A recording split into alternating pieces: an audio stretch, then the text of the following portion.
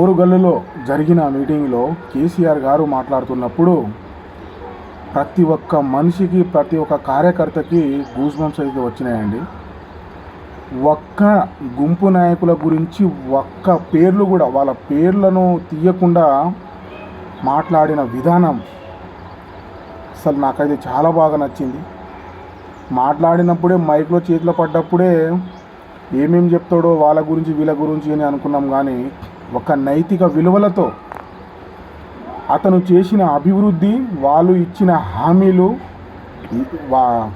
14 నుంచి 2022 వరకు 21 వరకు జరిగిన అభివృద్ధి గురించి చెప్పడం జరిగింది.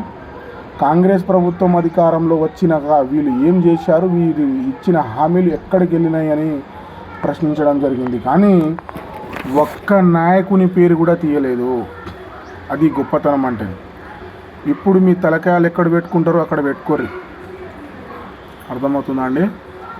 ఎట్లాంటి కేసీఆర్ గారంటే ఒక కారణ జన్ముడు.